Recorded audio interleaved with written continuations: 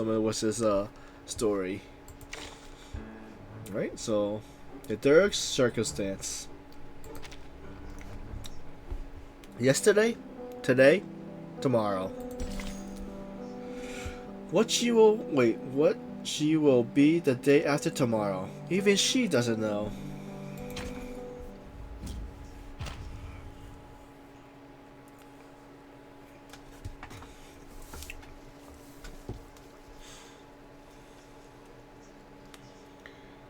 The choice for Semmelweis each morning is itself rather simple to awaken or not.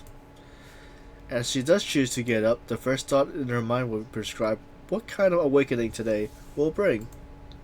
There are three such awakening for her. The first and best one is launch her rapidly into action. A thought sometimes brought up from her dream that reveals an unconsidered path of fresh view of an older task.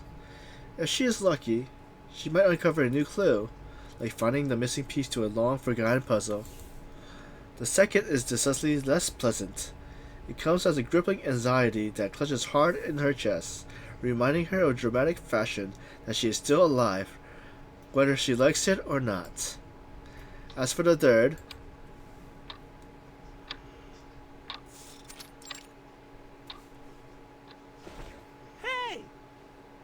Captain, you're finally awake. Apparently, you've been sleeping for nearly 14 hours. Semmelweis sits up from her bed, her nightmares fading like distant echoes absorbed in the sterile walls around her. Emil stands, cradling a brown paper bag in his left arm. Its contents, nearly spilling out, shows itself to the otherwise unremarkable groceries. Each step she takes is accompanied by a clicking of bottles. Looks like... Are you about to throw a party here? Mm-hmm. Pretty much. I advise you to reconsider. But... Go ahead, ask me to leave, but you ought to know I'm not that easy to get rid of. So... The place isn't exactly just around the block. I thought I'd bring as many supplies as I could. And?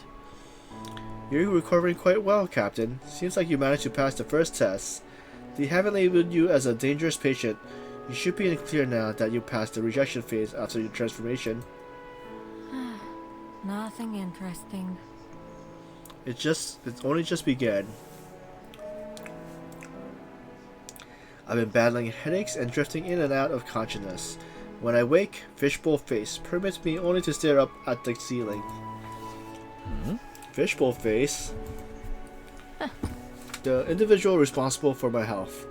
I have, as yet, resisted the urge to ask if that helmet makes her neck crooked. Because? Oh, wait, it's Mars Jr. She's usually wearing the astronaut helmet. If you want to survive, you're going to have to listen to the doctor's orders. Wait, is it? Or is it a medicine pocket? Huh. Maybe it is medicine pocket then. We'll find out, I guess. Captain, no two-way about it. The Foundation needs you. Of course. I know that. Besides, these present restrictions that have made me appreciate the little joys of life all the more. Semmelweis grabs a bottle of water from Emil's bag and takes a long gulping drink from it, catching Emil looking over at her with a raised eyebrow. You have some thought on my appearance? No. Oh no, not at all, but how can I put it? It's like seeing glimpses of the old you beneath the more savage interior. I'm not sure that. I mean, I can't remember the last time I saw you smile. It has never been my habit to smile without reason. No. No, but this is different. You're still you. But there's a complete different persona too. A little strange is all. That's all. I think perhaps you're just misremembering this old me. Emil shakes his head, hiding the curve of an unexpected grin. Here's the case. You know, they reassigned me after the storm. I'm a Logitech driver now. A driver? I see. Yeah. I get the feeling they didn't think too highly of my work at the Foundation. So I made a few mistakes, forgot to adjust my comp on a mission or two, maybe announce our position to the public channel. Nothing major. Mm-hmm. But hey, I should just stick to what I know best, working on cases with you, Captain. That's surprising. I thought you didn't care for work that made you perspire. Doesn't matter. It's what I'm good at. That and driving. Oh, by the way, my driving assessment is next week. I've been cramming all the names and routes every chance I get. Maybe. Maybe all that recklessness is why that Foundation called me back after the storm. So I could return to doing what I'm good at, playing the game. You mean, like, sneaking into the past visiting hours to visit a high-profile patient? I'm not sneaking. I gave a heads up to the Plus staff who usually rides with me. Here's the case. Besides, why would the Foundation even care about the movement of a logistic driver? All I do is chauffeur our staff around. Besides, a few odd occasions where I'm called to cooperate. Sure, I don't always play by the rules, but haven't I delivered results? Especially when driving?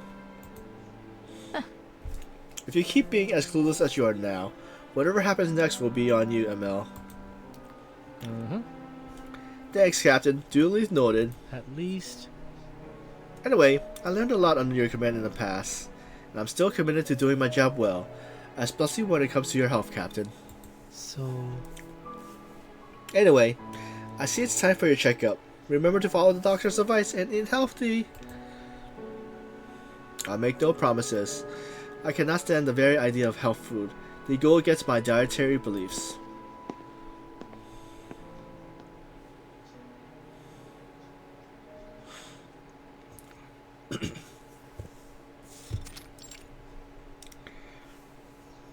Semmelweis arrives punctually, as usual. Fishbowl Face fidgets with her headgear as he speaks, a tinge of worry, perhaps. She speaks haughtily, bouncing over each word. Oh, it's this one. It's a generic character, not one of the main characters. Did you sleep well last night? I'm sorry. No, the screams returned, and in my nightmares, I was killing people. But for now, the monster is still hiding under the bed. It could be much worse. Here is the case. The days ahead will be tougher. Each new episode will begin soon after the last one ends. What if? Firstly, you should take the blood supplement on time, while there aren't any replacements for real blood.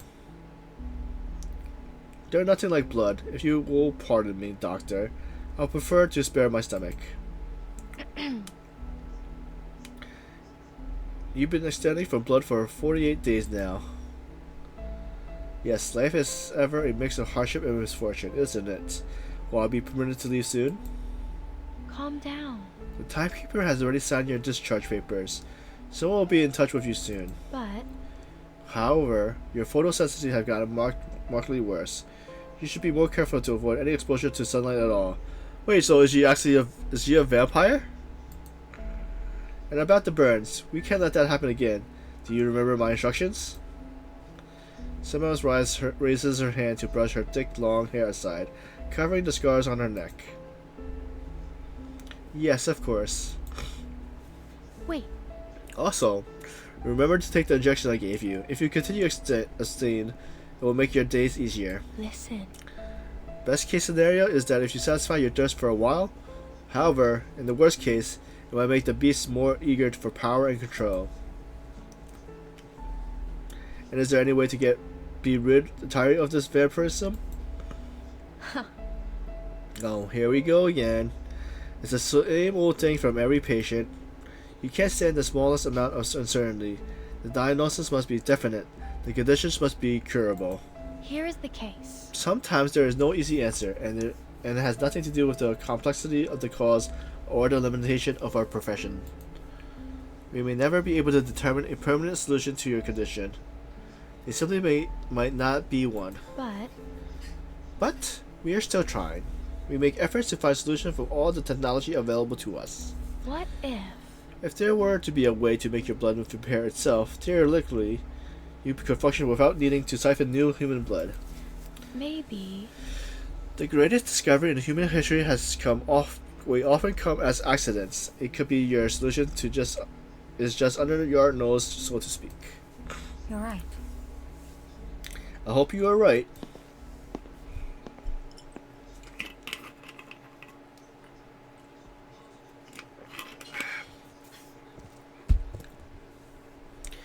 Her room is strange now, absent both visitor and voice, and bathed in sterile, cold light. She returns to the memory of her first arrival. How she felt she had stepped into a maze of mirrors by mistake. Only now, when she looks into a mirror, there is no reflection there to meet her. Only cascading emptiness, like she isn't there at all. In some ways, it makes her more self-conscious than ever before, as though she were projected into every space without a mirror instead. It makes her feel unclean. The underlying principle behind it is unclear, but it feels as though it has something gnawing on her from the outside, covering her from head to toe, a second skin too long to rub off. It hasn't been very long since the first symptom appears. The initial thirst, followed by a series of impulses. They have grown. Now, she can scarcely walk past a new face without suppressing the urge inside her. She felt them even when she woke this morning. Looking at Emil, his earnestness is only adding to her exhaustion. She will not be able to keep another drop of that bottled water down. She thirsts for blood, fresh and flowing. Did I escape transformation only to face a lifetime hidden in the shadows? Or will I die of thirst before all else? Her insistence on abstaining from blood begins to feel all the more non-sensual. Perhaps she reasons. It is only that she does not want to the scrutiny, the suspicion that will come with it. Her reasons are never a matter of principle. She is a woman of practicality.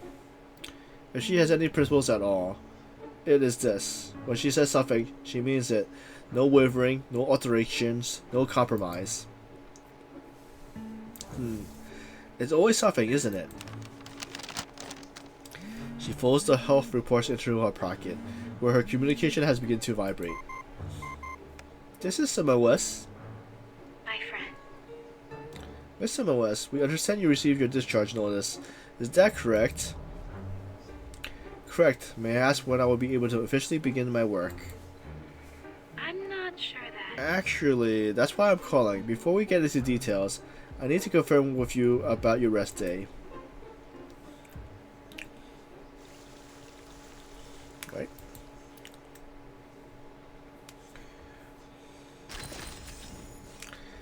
The newcomer. A passerby lacking poetry, alone with her sunglasses, caught in the noonday sun.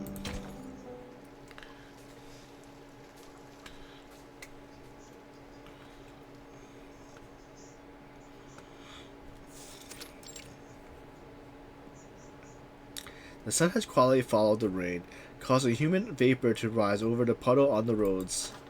The paper reads March 31st and reports in bold print that vanilla tourism industry has hit its first peak. Another article boasts about Janet, the renowned dessert, chocolate, and sugar art master, who would soon debut her new creations at the Easter celebration. The column on page 3 announced that the investigation into the missing egg artist is still ongoing. 3 egg artist vanishes, a artistic exotic of a mystery kidnapper on the loose. Another sensational headline. It is Sunday, but the shop has never been open for the Easter holiday. Festival songs fill the bustling ring road. Coming back to Vienna feels in some ways like watching a rerun on television. The same place, same road, same blinding sunlight, and nearly the same people. It seems that the city has not lost much in being washed by the storm. For her, the sunlight is the real problem. It pierces through her cheap sunglasses, intensifying what has been a dull headache.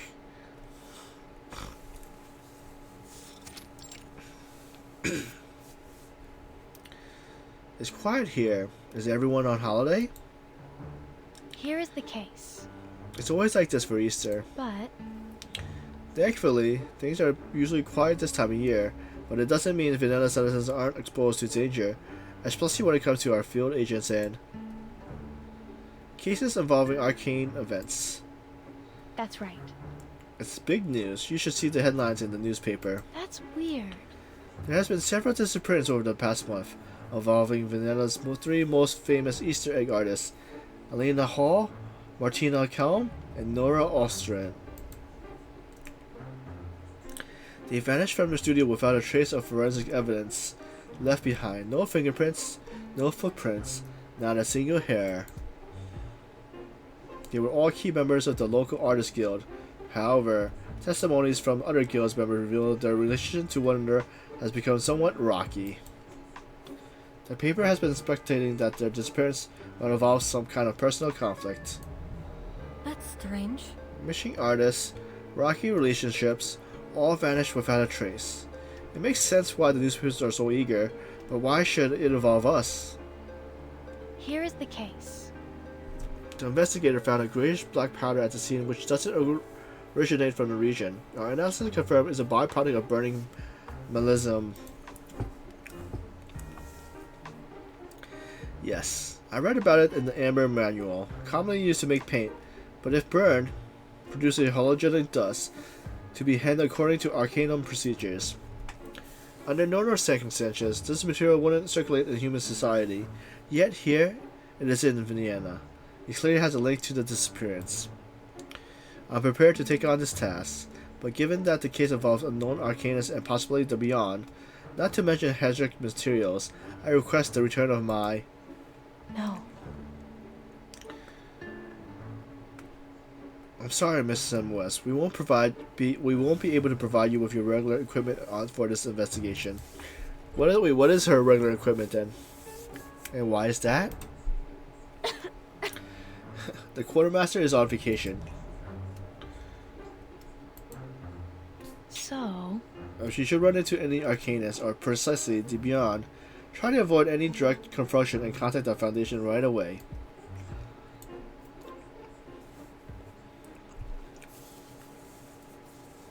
Fine. This won't be a challenge. hi. Wait, why is her eyes like that? Excuse me, miss. Would you like to buy a poem? I know it isn't much, but I need money to find a place to stay for the night. The disheveled woman is approaching her with hobbled steps, her voice weak and low. Their eyes met as she could see straight through Semmelweis' shaded lens. Sorry, I don't think I can help you. Please, miss, have some sympathy.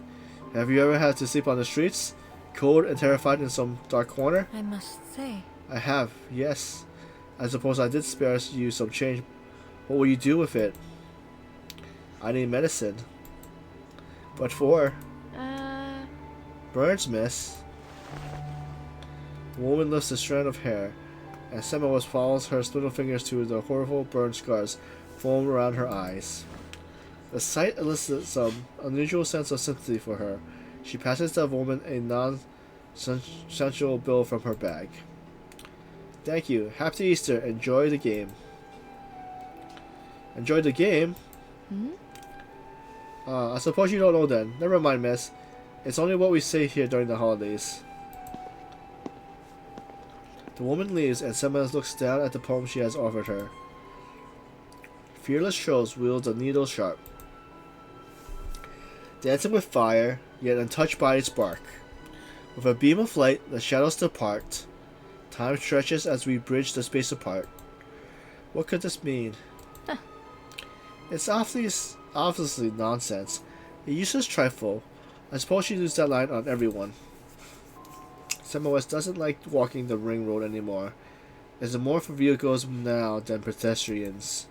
She prefers the Carcarson Strait instead, though chiefly because the shade from this building covers most of the sidewalk. On the street, reporters in festival attires are broadcasting live, hyping up tomorrow's Easter egg parade. The Easter hunt is in full swing, with each and every egg specially crafted by the Artist Guild. Citizens who discover the egg can open them along the finding of the treasure egg during our citywide festival. A small cluster of people gather around the shooting gallery as a man concentrates intensely, aiming his dart gun. The dart flies out and Semmelweis watches as the prize jiggles, then drops. I got it. You see that? Huh? Great. I did. Great shot, darling. Hey, miss, care to play a few rounds? She shakes her head dismissively, her sense of deja vu intensifying with each step. Tucking herself beneath the wide shaded awning of the restaurant, she removes her sunglasses to watch for a moment as people and traffic drifts past her. Nearby, a joyful laughter of children running and playing fills the air. Quite suddenly, one of the boys falls on the sidewalk, and an Easter egg rolls from his hand towards her. Ouch.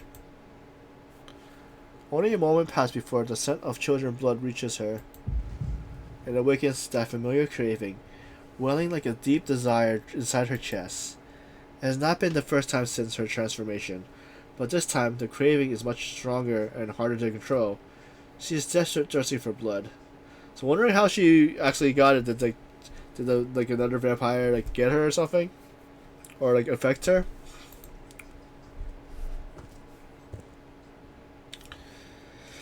Semmelweis walks towards the child, reaching at her hand, but the child suddenly puffs his cheeks and spits blood. The blood splatters on her face. All goes dark. What?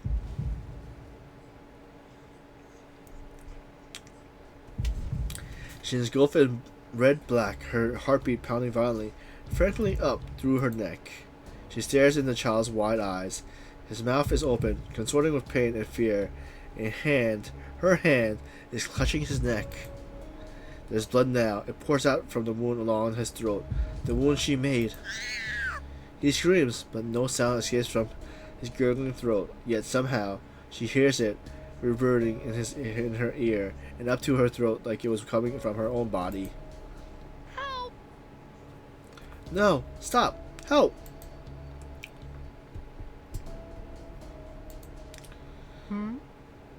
I can sense your excitement. All the blood really gets you going, doesn't it? Help me. Mom, help me! Help! Shut up! How much longer can you hold out? Your hunger cannot go unstinted forever. Wait, is this another? Is this in her head?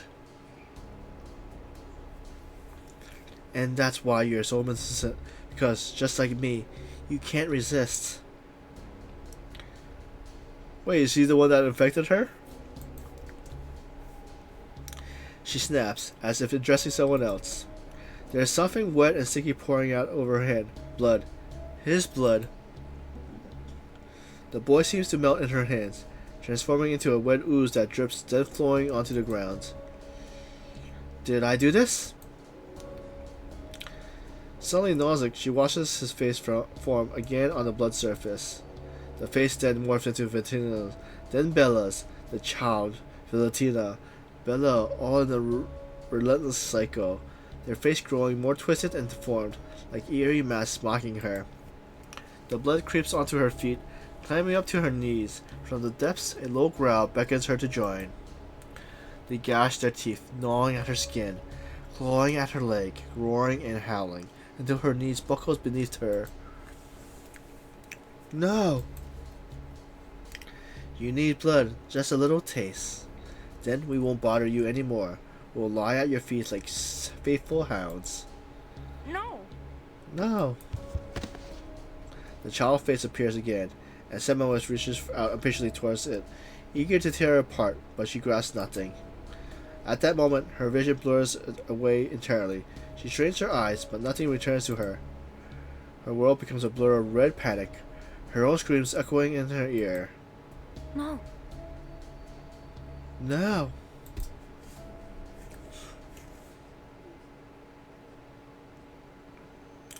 A sharp ringing fills her ear, drowning out her own voice. The red before her eyes turn white, and soon all sounds and image fades. Her vision cleared, and she can see her hand. It is gripping a child's shoulder tightly. She swallows hard. Oh my god. You okay, miss? Oh. Oh yes, I'm Never fine. mind. Can you stand up by yourself? Thank you. I think so. The child gets up, then runs over to his fallen Easter egg.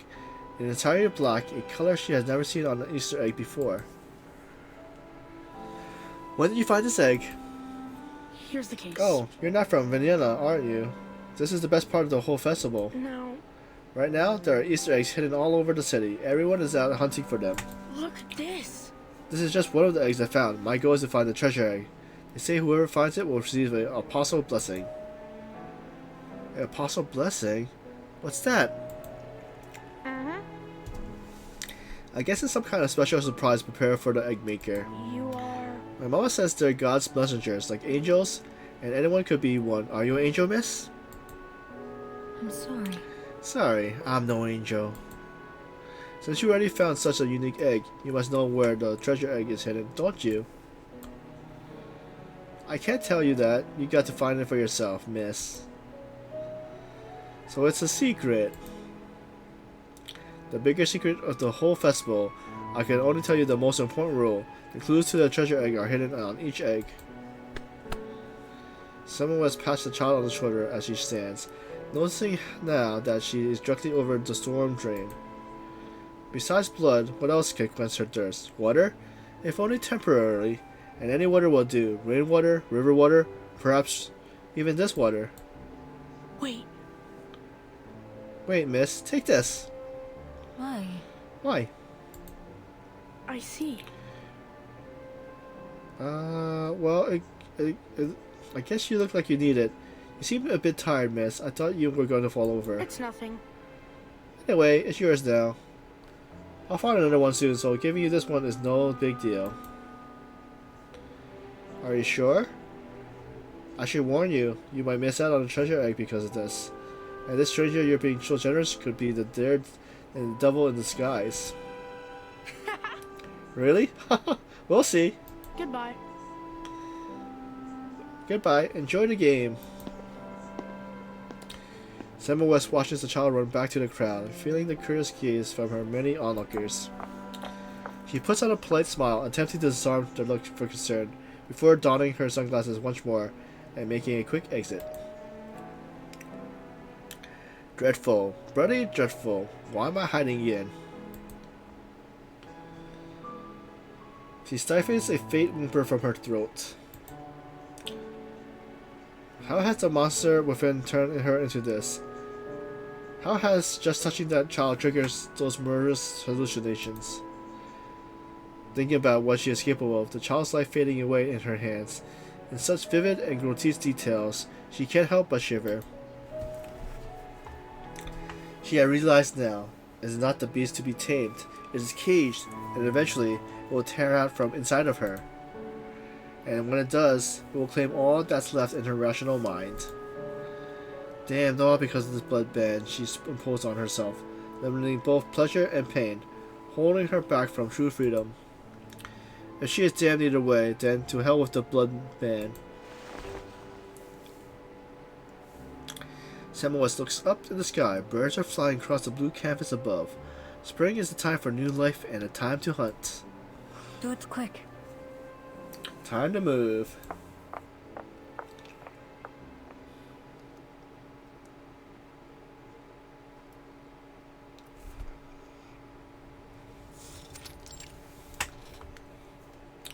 We're back in this old cabinet.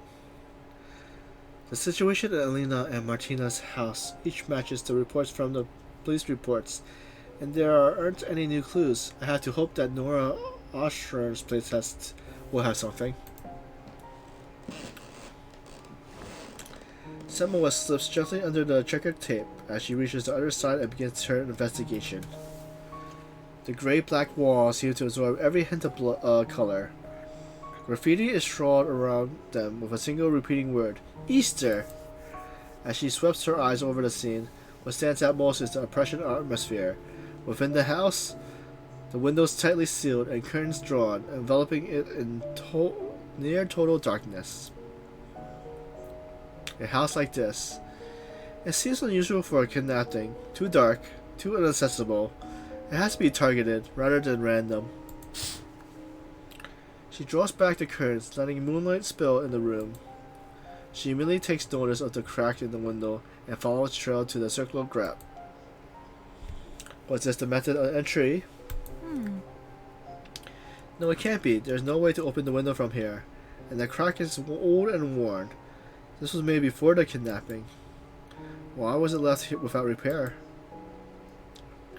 Nora Ostrom's workbench casts moonlit shadows on the carpet. Paper are scattered hastily over her tools. The front panel of the door appears to have been burst open, with a letter opener left sticking in the lock. This was forced open. These files likely came from inside.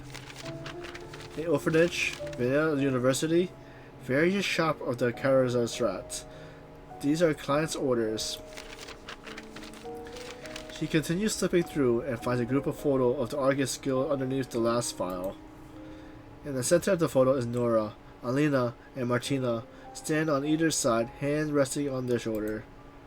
Nora is trying hard to appear happy in the photo, but there's something in her smile that seems forced. This photo was taken a month ago. They must have already been working on their design by then. She puts the photo back and continues her inspection. Under the workbench on the carpet, she finds the shattered egg. Picking up the piece of the shard, she holds it up to the moonlight. Black, much like the one the child gave me before. Then, this is Nora Archer's design. What on earth is she trying to do? But why would she make black eggs? Do they have some special meaning? Wait, the color here seems off. Under the moonlight, she can see through the thin shell of the shard, except for some speckled spots that don't reflect any light. She touches the spot with her thumb. It's slightly damp with pungent, tangerine scent. Blood. Quite fresh too, but to whom does it belong? The shard cracks suddenly underneath her finger pressure, its surface bursting apart. There is another scent now. The smell! It's burning! She flicks off the fragment, settling herself against the edge of the table. Her facial muscles spaz out of control, and from her contorted mouth, she begins to laugh, but her eyes betray no sense of joy.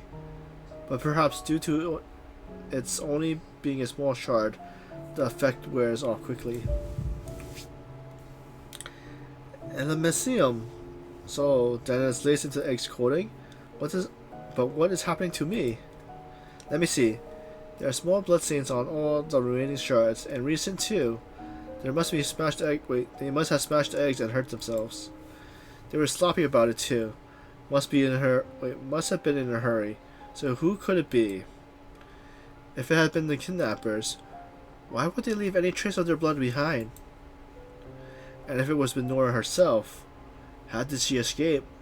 And why would she return here and not go to the police? And if it was neither, then who else would have come here and left in such a hurry? I see. To answer these questions, I must find out whose blood this is. Time to try my arcane skill. She closes her eyes, concentrating, trying to focus on the scent of the blood, just like she has practiced in the hospital ward. Now, she can vividly recreate any scent she has encountered before, her sense sharper than ever. Image flash inside her eyelids. When she opens her eyes again, the scent materializes as a trail in the air. Perhaps I can still catch up. Semmelweis watches as the air blurs and the shadow turns into two figures. One of the shadows flickers on the wall and darts outside. The breeze stirs at the curtains, making them flutter, while police sirens outside rise and falls along with the wind.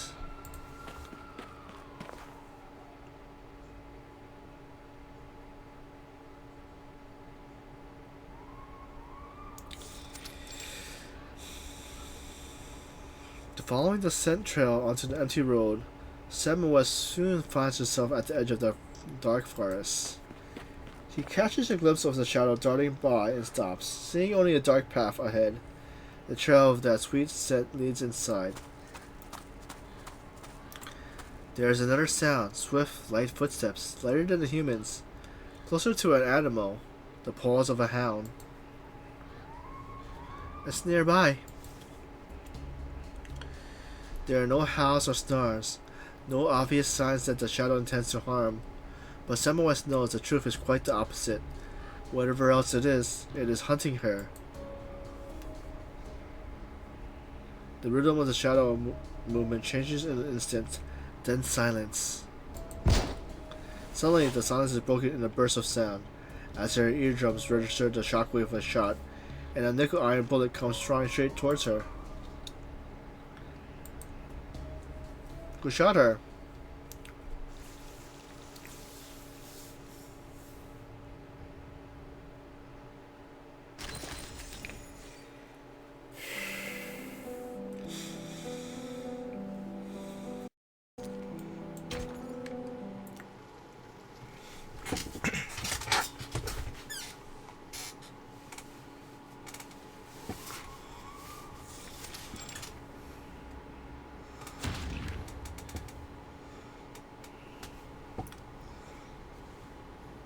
What happened? What was that?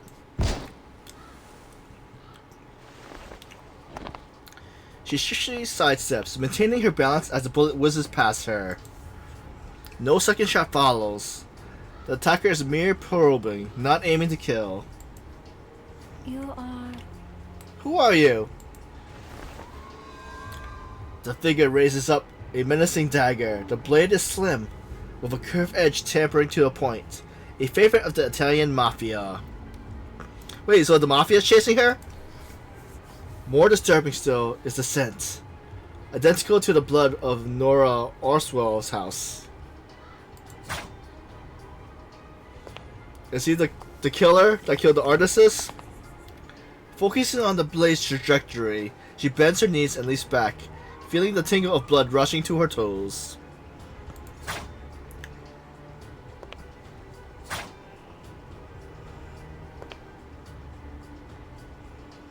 The silent attacks are random and almost playful.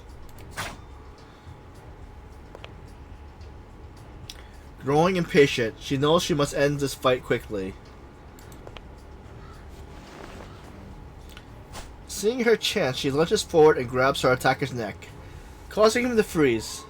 He has him now, and bares her fangs for a strike. Suddenly, there is a sharpness at her throat. A glance confirms it. Another blade.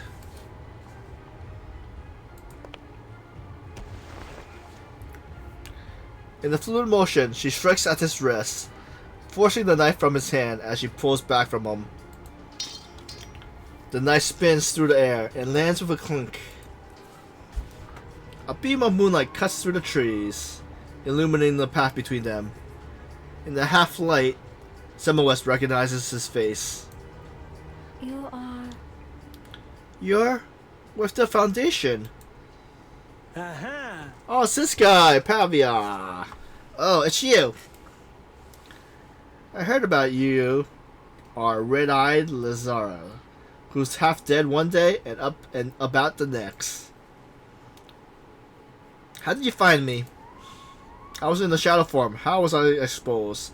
The scent from the recovery center? Or the shampoo I used yesterday? Wolves can sniff out trouble from a mile away. Of course, not all trouble is bad, but if it's the right kind, juicy gossip is the perfect appetizer for the diners around the Wiener satire. All the young artists dreaming of making it big, building themselves up, and tearing their so-called friends down. The overloud whispers of some washed-up star about who is sleeping with who, declaring the truth of each and every kind of scandal. But you don't strike me as someone who dishes out catty remarks. No, you seem more like the type to cause all the wrong kind of troubles, like being picky, skipping bills, and laying ambushes. Ambushes? Was it not you that tried to kill me? Is this how you greet your colleagues? I haven't tried to kill you just yet. First, I need you to tell me where Nora Oswald is. Why does everyone here loves to vanish? What is it that you want from her? And under whose authority? No one mentioned any other agents being assigned to this mission. So you're on a mission, huh? Well, your business is none of my concern. Pavia chuckles softly, wiping his blade with his shirt sleeve. Allow me to ask again, why has the time period sent you to Vienna? I know nothing of the why at all. It isn't my job to ask. All I know is that Nora Ostern has something she wants, and I thought it's best to have some fun in Vienna while I'm free. Could it be that the timekeeper ordered an egg from Nora Ostron? Are you here to pick it up for her? Unbelievable. How could the timekeeper have allowed this? Well, my resignation letter is still sitting in her drawer, and it's been there for a while, so I figure I might as well stay on the job for now. Naturally. That doesn't mean I want any part of our little mission here. Looks like... But, then, you already been to Nora Ostron's house. Were you the one that picked the lock on her drawer? Were you Pavio?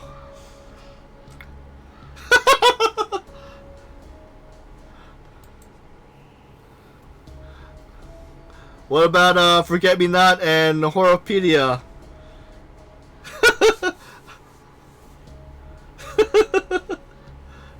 Hey, listen. I don't do that kind of delicate namey pampy work. It wasn't me, capiche? But I was there, and I didn't find what the boss was after. So I waited around to see if someone else would have an explanation. Then some other woman came in smelling like burnt something. Anyway, a woman was it? Did you happen to catch a glimpse of her face? Nah, she was just like you, hiding herself in the darkest shadow. What did you call that shadow form? Whatever, don't tell me. I don't care what you call it. So she's a vampire too. Yeah, and a rude one at that. She didn't even bother with a greeting before charging at me. So, well, let's just say I aimed to slit her throat. I believe so. I'm not sure if he's single or not.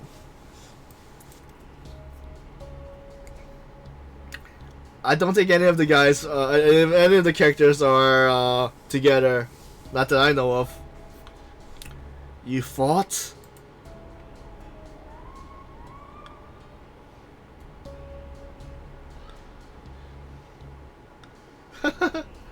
My first swipe missed. She was fast like you too, but she showed a weakness and a second strike hit square on her shoulder. Of course, then she went and grabbed some useless black egg and smashed it on me. Didn't hurt none, so I had to wonder what she was even thinking. Ah, it's coming together clearly now. That explains the bloodstains. You wounded her, and she fled into the forest.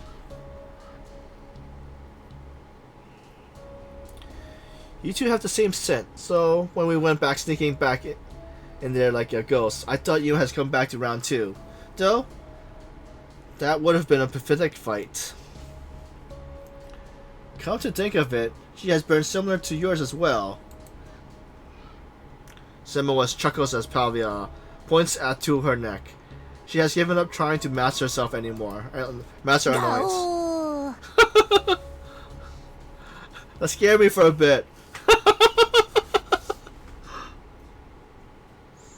What are the odds you survive your attack? Survive? Not gonna happen. She's like you. Got those same eyes, and I know what that means. She won't last long. Not without fresh blood. Perhaps, but if she is bleeding, it means she has not run dry yet. She will need blood to heal, and since she apparently hasn't succeeded in finding what she was looking for, she's likely to show up here again. We can use that to catch her. We? What's this we business? Leave me out of it. Are we not colleagues? I wouldn't have taken you for a teammate kind. She struts as if reaffirming her non-commitment nature. Forget it for now. You mentioned we had the same scent. That means she also has been exposed to Mecalium. If so, she may very well be our kidnapper. Oh yeah, why would she be the kidnapper? Wait, why would she be kidnapping those women? Do egg painters get taste your blood or something? You're right. If all she wanted was their blood, wouldn't killing them outright be simpler? Then it's money. It's gotta be. Yes. Money is certainly the most obvious motive, but the authorities haven't received any ransom demands. Well, it's been so long since we had heard from them. Maybe it's not a kidnapping, but a killing, and they're just lying in a ditch somewhere rotting. No, the eggs still show up in time for the festival. As curious as that is, for whatever reason, they must still be out there. It seems this vampire kidnapped the artists to force them to make mycelium eggs, then spread them throughout the city. Therefore, they must have been kept captive in some secret location, and if so, then her activities must kept close to the location, so that she can keep them monitored. But if she encountered you, she must have feared being hunted. She won't risk returning here tonight. In that case, continuing to track her will only play into her hands. The longer we wait, the more danger her hostages are in. Damn it. We need to figure out her identity quick. It will allow us to narrow down our investigation. Ha! All that talk and you wind up back at Clueless. We're alright. You wrote me in, but my instincts still say money. Money is the greatest of all motives. Delusion and desire mixed together. People always think just a little more money is all you need to change everything. You sound like one of those dumb drunks outside the theater, convinced they have found the winning lottery ticket on the old street sign. She ignores Pavlia's mocking, falling into deep contemplation. What on earth is she trying to do? So then, why does she want these eggs? Or rather, why does she need the artist to make them for her? Is she not capable of doing it herself? Could be any reason. Who knows? All I can see is that she's using others for her own gain. She targets key members of the Artist Guild, and did so by breaking into their homes to kidnap them. Eventually, she has intimate knowledge of the victims' personal lives. There were no signs of struggle at the scene, no forced entry marks on the door, which suggests that they knew each other. Perhaps the victims even let her in themselves. Looks like... We can deduct that she knew the victims. Logically, she may have worked with them. Yeah, right. I'm sure these humans were just fine with inviting blood-sucking vampires into their homes. What do you think?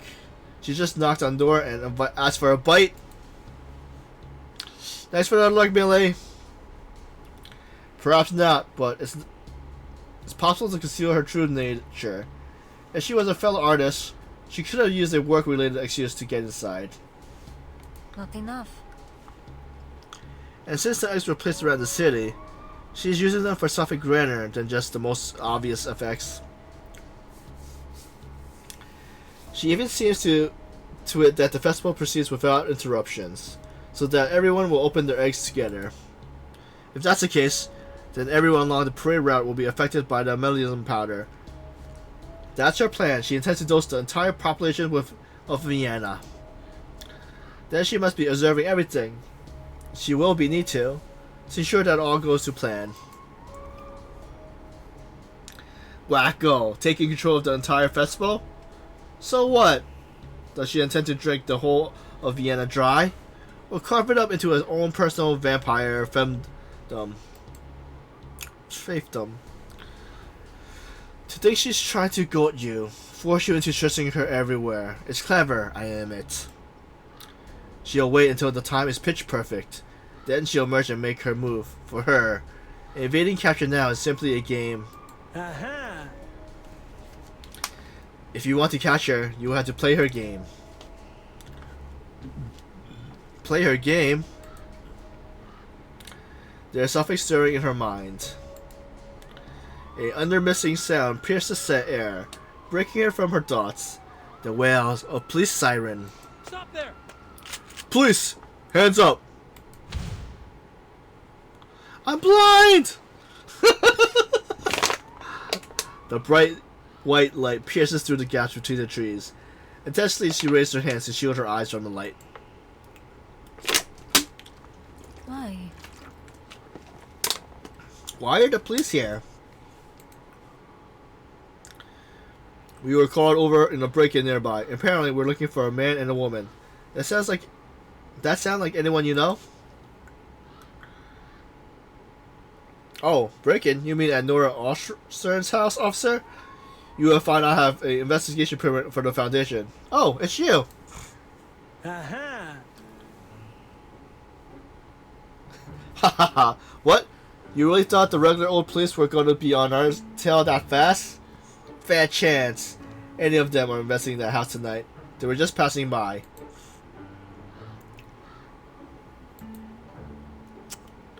Come on. Have a little humor, sunshine. No. You bring up an excellent point. Let's go to the station and make a report.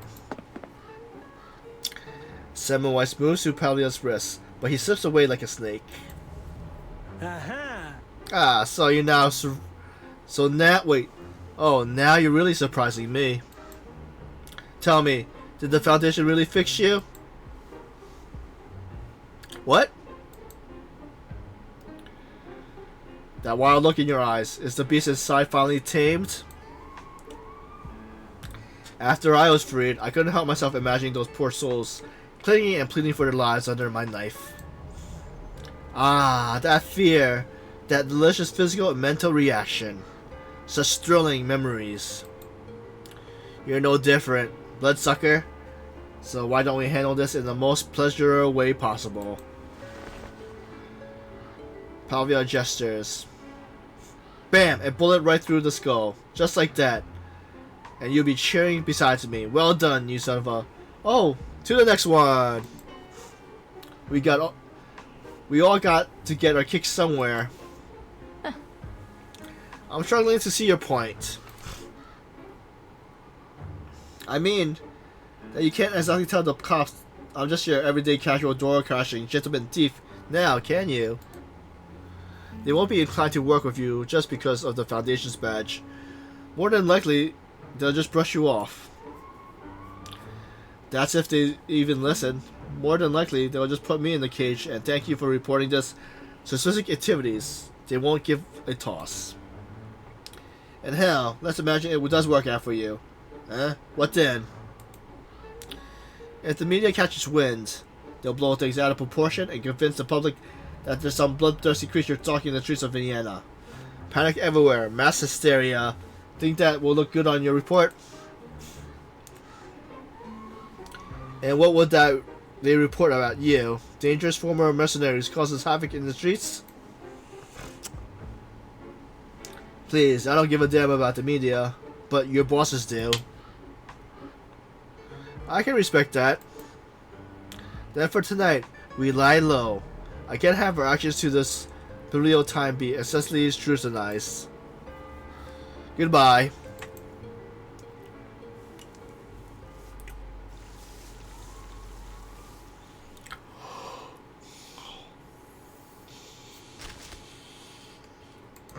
Stage 4, Search Mode. A blank mind is the best state for searching. That way, you won't miss any hidden clues.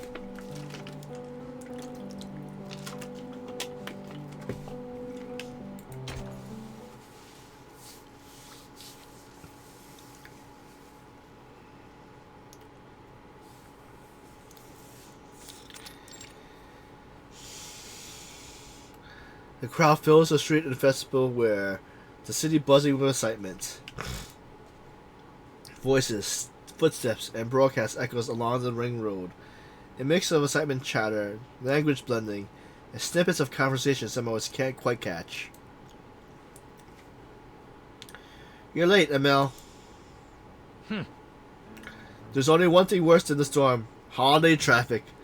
Vienna's gone crazy with all the roads they closed.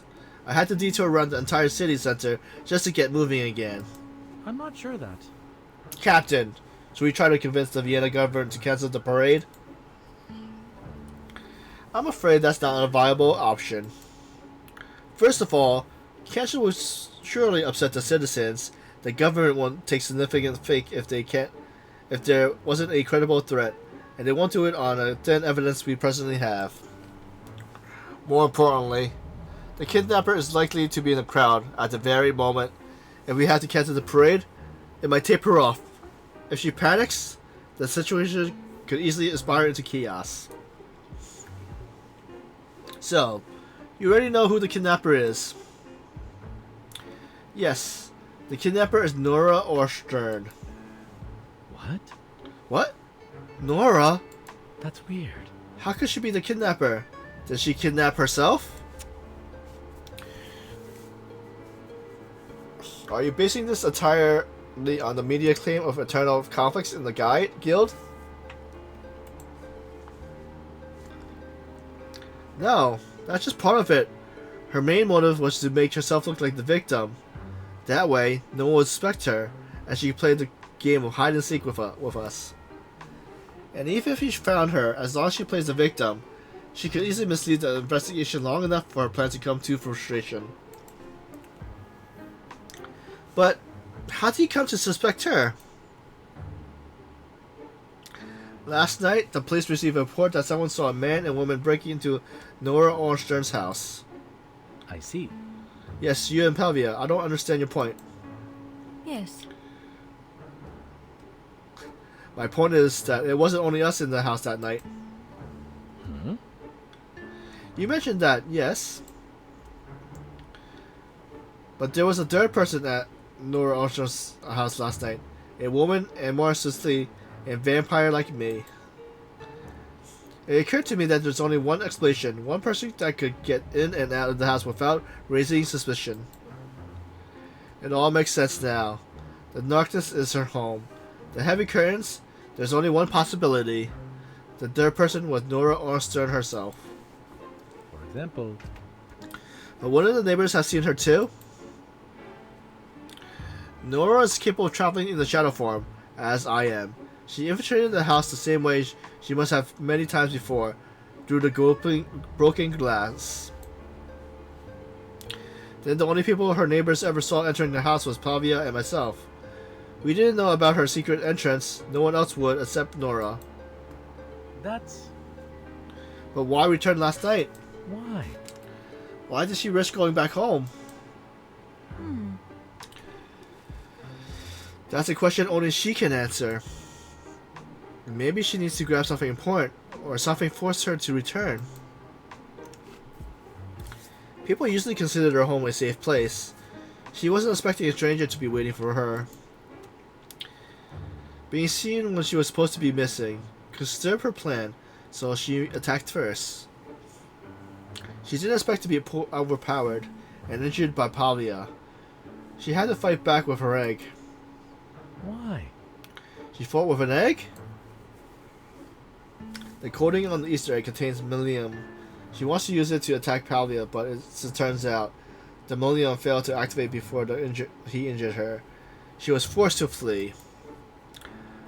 But consider this, why would anyone who did not already know the properties of the egg attempt to fight with it? She must have known it was already laced with Millennium, and only Nora Ursa would have known that. Which means... So, she's the kidnapper. Yes. Precisely. Mm-hmm. So we know who she is, but not where. We can easily detect that she's somewhere in the festival, enjoying the attention of Millennium-laced Easter eggs are getting. She wants those eggs to be found and for everyone to know that they're hers. So those eggs must be some unique element that reflects her personal touch. And those black painted eggs are part of Nora's unmistakable style. So then, is it all just as the media said? Is spat between colleagues gone wrong? Why kidnap the others? Or is it that all for a mechanical plot? So far, the image we constructed on this Nora Ornstern is as simple as the cartoon villain. There must be more to the story. How she intends to use the Millennium is still unclear. That's all. We only know that the Easter eggs have been scattered throughout Vienna, and that everyone who finds one will gather during today's parade, marching around the city. That's surprising. My god. We need to split up, locate as many of these eggs as possible, and warn everyone who finds not to open it. I'll handle Nora Ornstern. Copy that. Yes, Captain. The market is so densely crowded that it resembles a choppy sea, with people embedding and falling around in stalls and performers. Damn it. This place is packed. With all these smells mixing together, I can't track her blood. Are we to stumble around blindly?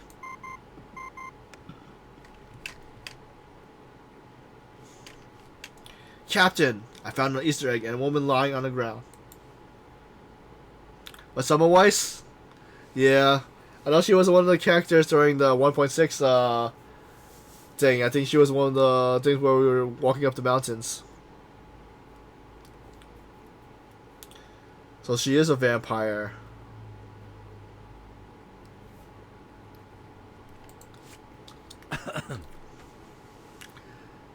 Well, unusually lively. What are you talking about? Wait. Wait, Captain. The Easter egg is strange. It's moving, like it's gonna spew something. There is a sharp sound and the communication falls silent, save for a steady signal. Emil! Afnebe. Damn old thing. She's watching our every move, and she seems to be able to detonate the eggs remotely. Do it quick. We need to find her before the parade starts. Semmelweis turns around, scanning her surroundings. The band begins to march in formation, playing a familiar tune, the lyrics catching her attention. Fearless soul wields the needle sharp, dancing with fire yet untouched by spark. With a beam of light, the shadow departs. Time stretches as we bridge the space apart. This is... Hi. Excuse me, miss, would you like to buy a poem? That's the same one who sold me that poem. Ladies and gentlemen of Vienna, 30 minutes remain until the Easter egg parade begins. Who will reclaim the treasure egg? Let's find out. The treasure egg? Great. Thank you, happy Easter, and enjoy the game. Aha! If you want to catch her, you have to play her game. Here's the case. I can only tell you the most important rule. The clues to the treasure eggs are hidden on each egg. How so? How would I be an interesting character in the game? I see now. Alright, let's play. Okay. The clue is on this back black egg. Fearless soul wields the needle sharp, dancing within fire, yet untouched by spark. With a beam of light, the shadow departs. Might these be clues? Perhaps shadow depart may mean something will appear on the black egg's coating, but we need to find a beam of light. Semmelweis looks up. The sun is blazing in the sky. There's our light. She steps out from the shadows, holding up the egg to the sun. And I was right, the patterns emerged, but an incomplete one. A simple rotation should fix that. The sunlight has already grown uncomfortable. She feels a growing numbness flood across her limbs, but she holds on. A golden line begins to emerge from the dark shell. I see. There it is. So this is the clue. And the light... It's time to And the key to finding it is this light.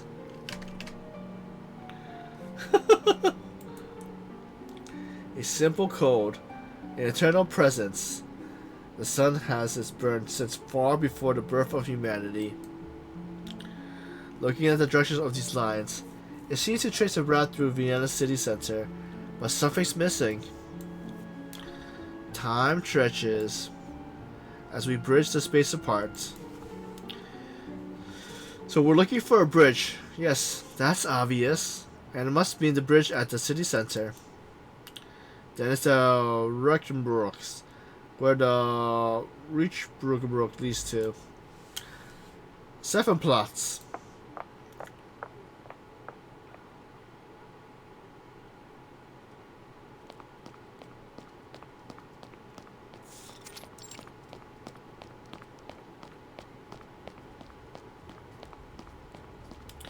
Somehow, amidst the people in the parade costumes gathered at this 7 plate. It is the stranger like Semmelweis with the toy gun that attracts the most attention and wanted at that. Semmelweis rushes ahead despite her glances, carrying the toy gun she has grabbed from the nearby stall, causing more than a little small commotion. She hopes the stall owner understands her frantic plea to borrow the toy. Pardon me, Dijin. Coming through. She pushes through the crowd, vaulting over obstacles, flashing her Foundation ID to the all-struck guard as she moves to stop her, then finding an opening at the last. She strides into the whole square, graveling, crunching loudly under her feet. She feels the strain on the sunlight burning down on her. She knows she can't risk another look. She steers herself and charges into the St. Stephen Cathedral.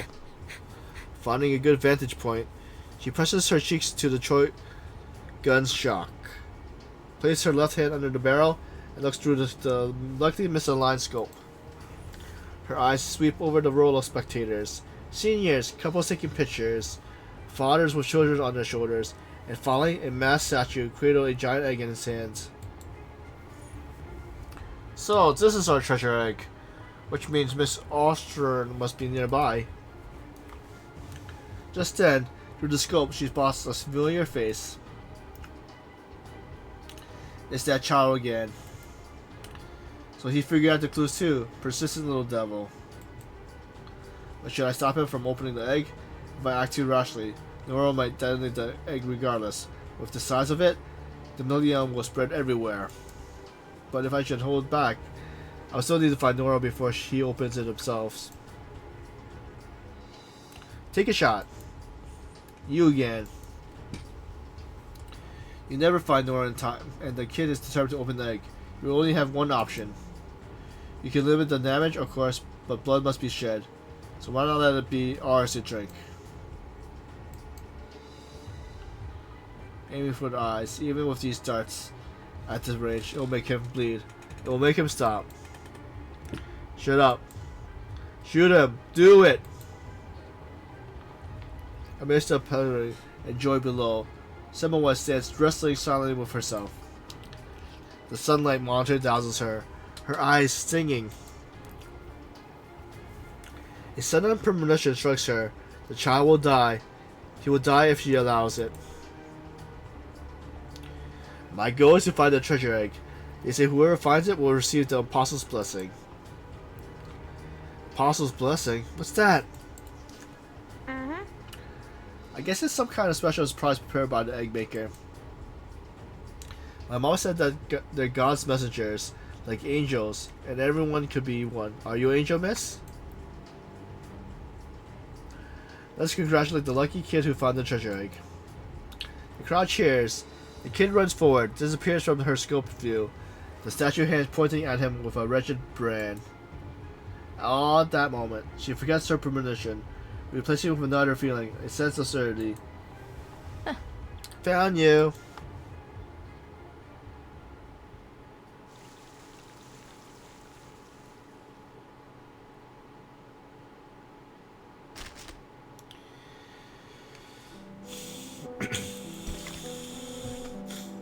Part 5. Another lady. The sun is her treasured jewel. The night, she woven shirt, adoring her only love, held ever tighter.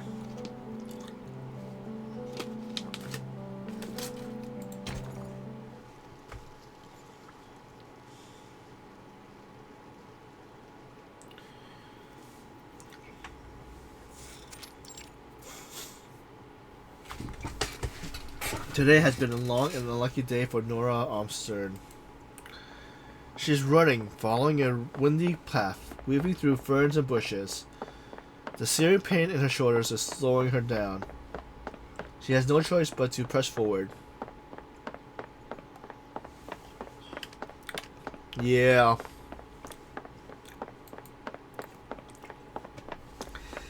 She reaches the quieter outskirts of Indiana now.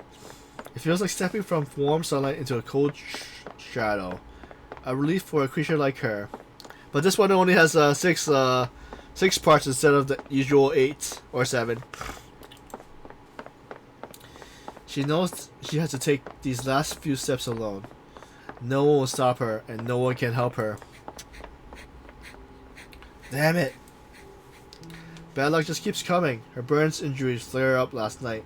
Then, after returning home to rest, she realized she has locked her burn cream in her drawers and had to break the lock, only for a stranger to burst in and stab her in the shoulder.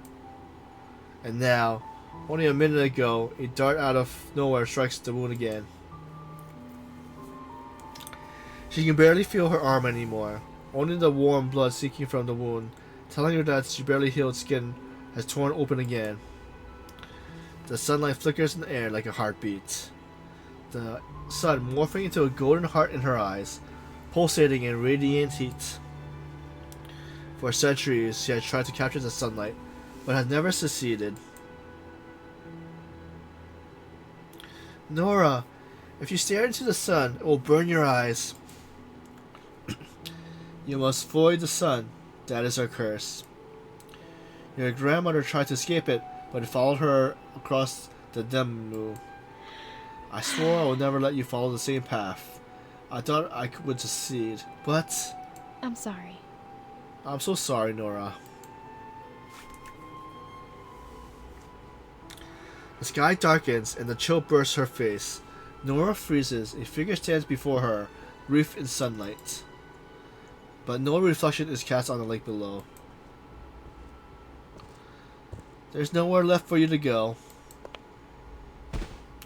The figure closes the distance, knocking the mask off her face.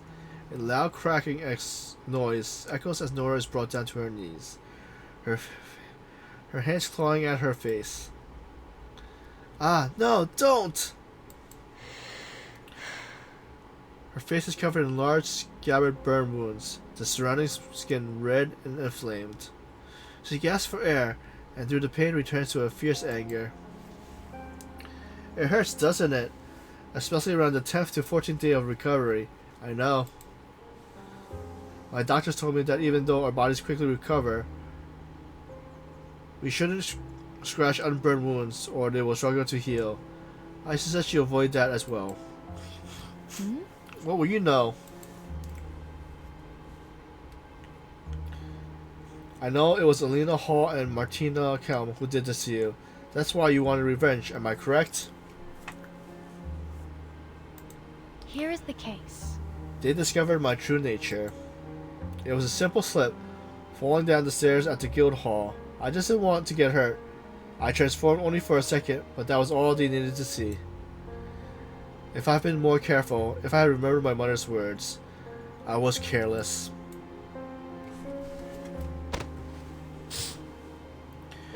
She has hoped perhaps that she would not hold it against her, but when she was appointed the lead designer of the Easter Festival, her former friends turned on her. They attacked her in her studio, pulling open the curtains and slamming her face against the window. She tried to squeeze her eyes shut, but they twisted her arms behind her back and forced her eyes open, making her stare up at the sun. No. No, stop! Please, stop! The window her mother used to play a song on the piano that lay before it. A song about someone who was blinded by fire, but still wanted to dance in the sunlight. Her father would joke, "Dear, you block our only view of the room." As she rests her elbow on the dining table, hands cast like a prayer, she knew her mother would explain the song meaning again and again until she understood the connection. On the night she was burned, she thought of her grandmother, mother, and father's funeral, and of her mother's tender prayer. Nora, you know, God is our only fortress. Nora has hated blood. It was someone else who loved it, the demon that lived in her veins. But at some point, the lines blurred and she and it became the same creature. Maybe. Maybe it was hereditary, lovers, okay. But I always loved playing with colors since I was a child. I love painting on those old walls. Here is the case.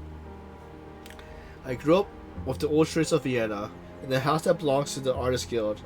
It was always well-mannered, and our community lived in peace and harmony. My mother inherited grandmother's skills and became an egg decorator, so did I. My mother even changed our last name to Ostern as a homage of the Easter holiday. I took pride in that name. You come from a great lineage of artists. Yes, as vampires, we learn to master the balance between light and shadow. Maybe it was the sun, or perhaps it was the beast within my blood that rules me now. So, One day, you'll understand that feeling too. That's why you must carve out your own place in this world. I don't need to carve out anything. It makes no difference whether you carve out your own place or fall in line. They'll come after you just the same. The only choice you make is who stands by you. Nora gazed into the red glow in Semmelweis' eyes. How long has it been since you last fed? Semmelweis struts. Are you good at this? At never giving away anything? If I decide to quit something, I quit it. So you made a decision and then sticks with it, no matter what happens. Yes. That's right. Then we're alike. I never harmed a human being. Not even those two women my entire life. I dreamt about it, fantasized even, but I've never actually gone through with it, not even now. I understand the harm I could cause others, because I felt the same fear. There is apparently a psychological link between chasing thrills and death-seeking behavior. When that vampire bit me, I felt so much fear it was intoxicating. Then I woke up and I realized I became the very thing I had hunted. Wait, so she was a vampire hunter before she became a vampire? And forever craving slaughter and death. But I'm not like you. I'm learning to make peace with who I am now. Make peace. Look at all you have lost. Do you really own these humans anything? What do you think they would do if they found out who you were? Would it be any different than what they did to me? Or do you feel you owe something to yourself? Every day we fight a secret war against ourselves, barely containing the demon, only for humans to barely tolerate us. But now, we see each other, and there is only one path left, to destroy one another. Indeed, to be a pure blood killed by a halfling, it must be exciting for you. Then why haven't you attacked? I'm defenseless now. Nora closes her eyes, ready, but the expected pain never comes. Her eyes open again. Semmelweis is leaning against a tree, catching her breath with a cold sweat on her face. You. My mission is to rescue the hostages, not kill you, and I have no desire to learn the taste of vampire blood. Besides... Captain, over! We discovered... and neutralized... all the eggs! Wait, so is it a laughing gas if he's laughing that much, you think? Our top investigator has already defused your trap. But your concoction only caused uncontrollable laughter and facial spasm, nothing lethal. Where are the others, your victims? here is the case. You find them in the sewer underneath the city center. Follow the scent of food. They're deep inside the main tunnel system. For you, it shouldn't be too difficult. You know, you're a talented wordsmith aside from an artist. Those puzzles in your poetry, very clever. Such accolades are not truly fitting for what I have become. I don't care. So, you wanted revenge on them. I can sympathize. Really, even if you had planned on devouring them, I personally wouldn't mind. But... Though reporting such an outcome would certainly have caused a stir, so I'm glad you opt to keep them alive. why? I'm curious though. If silence caused you so much pain, why do you seem to desire it all in your work? I suppose I hope that the pain will fade in time. That maybe I'll become accustomed to its touch. I wanted to rage against the curse that befell my family. And this blood within us is a curse, but still, there are things more important than life itself, aren't there? To be noticed and gain recognition for your art. Even just causing a momentary smile, it feels like achieving immortality. I disagree. I don't see things your way. No? I can only see how pitiful humans... Wait, I can only see how pitiful people became with even the slightest amount of success. One lucky moment, and suddenly they think they're gods, apostles, believing they control everything and shape the destinies however they want. If you're one of those, I admit, I will look down on you. Tell me, miss, do you believe in God? No, I don't. Yet, you still made a vow to not drink human blood. Then you think of yourself as someone who holds their own secret principle? Not really, no. You don't believe in God, and you don't believe in your own vows. What do you believe in? I believe in myself.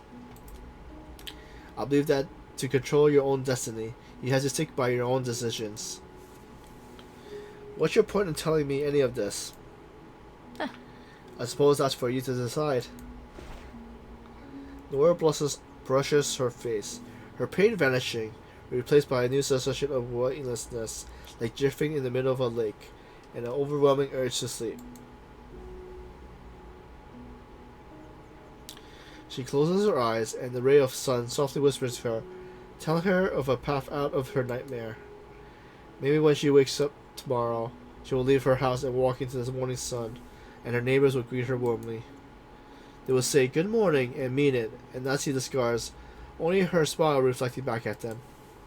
But tomorrow has yet to come, and for now, she needs to leave, step outside, and welcome the sun's burning embrace.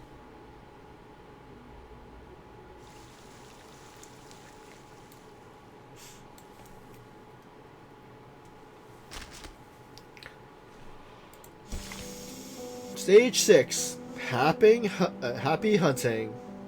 One need not turn from darkness to light to uphold one's belief.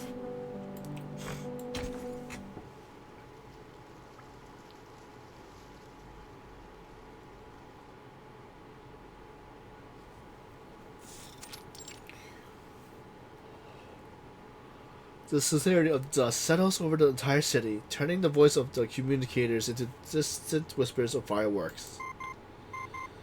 Please contact the police and have them send someone to rescue the hostages.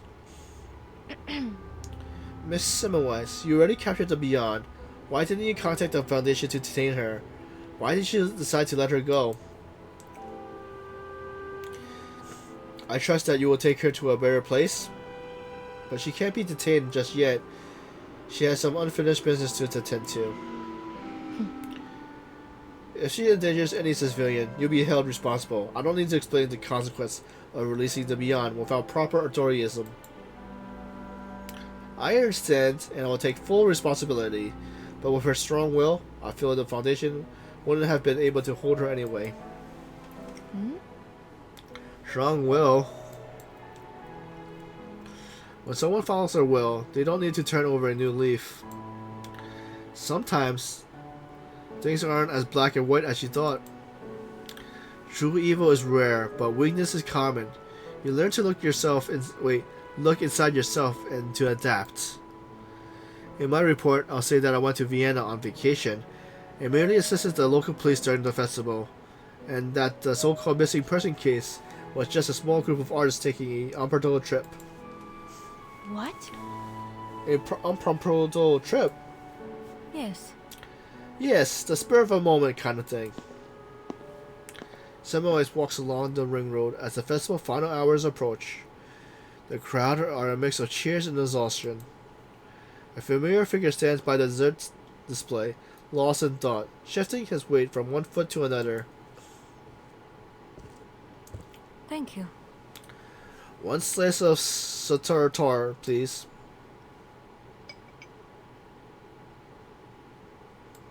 Huh. This texture is quite unique. Sprinkling a bit of pepper on it would add a nice spicy kick. Aha! This time, Jeanette used bourbon-soaked almonds in her tartar. It's smoother and richer than the usual filling. Bourbon whiskey didn't make it in the south of the United States. It all comes down to the source of water. This one used the best distilled water out there. Obsessing over water sources is just a strange thing. It is all water, properly sanitized. It provides the same hydration. Anything else is just a price. The price is only a matter of negotiation.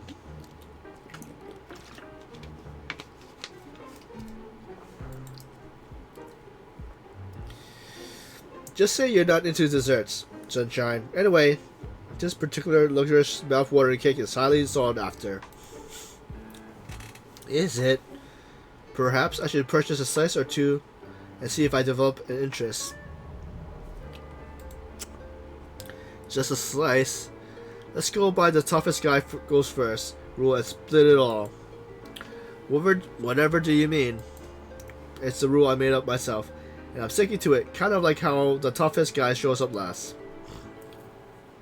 Well, it seems you manage both. The store is about to close. Thank you. I get another serving, please? Oh, and a bit more pepper if you don't mind. Thank you. Sorry to take any more of your time.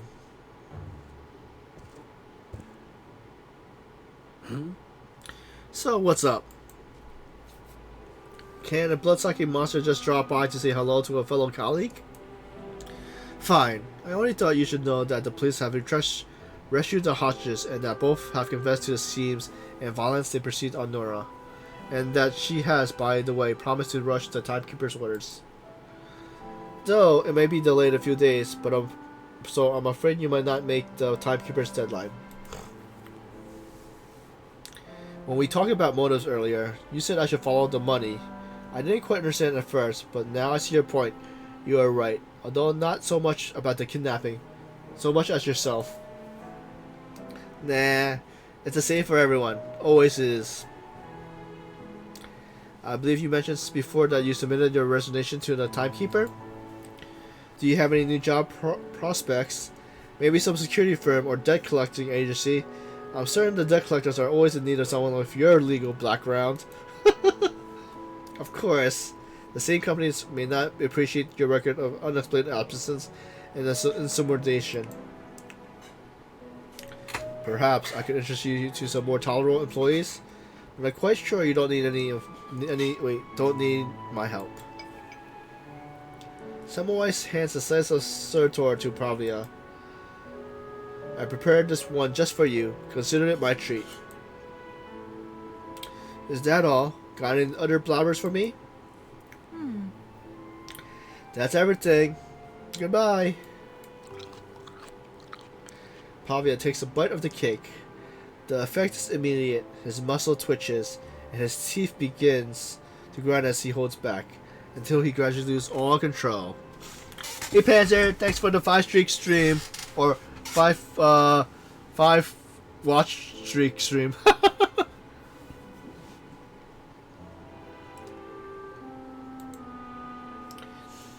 He glares angrily at Semmelweis, his lips attempting to form what is, in all likelihood, a string of Italian curses. But he has already lost control of his tongue. Semmelweis turns without another word, striding towards the Diblu River. Passing a corner, she takes the health report buried in her pocket and tears it to shreds with a smile.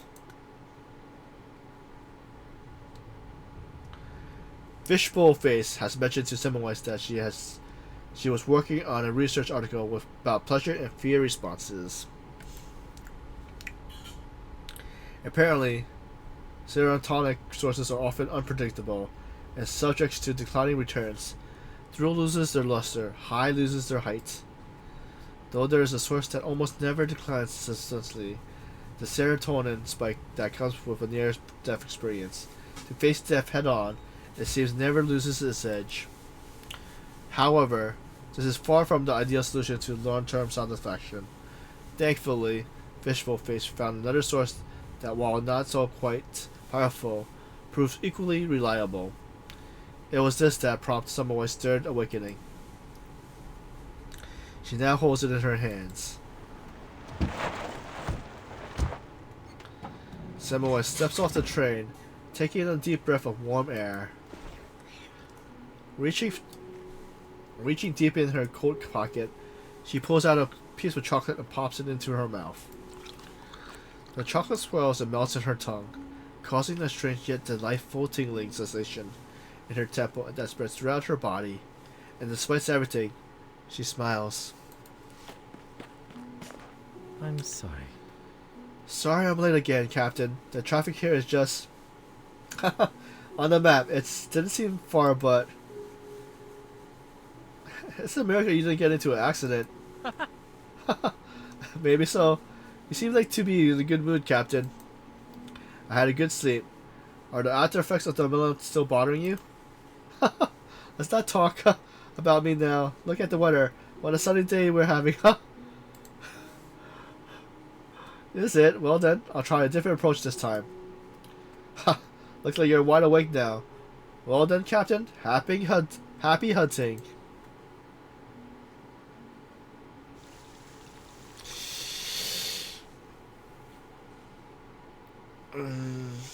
That is the end for Semmelweis' Anecdote.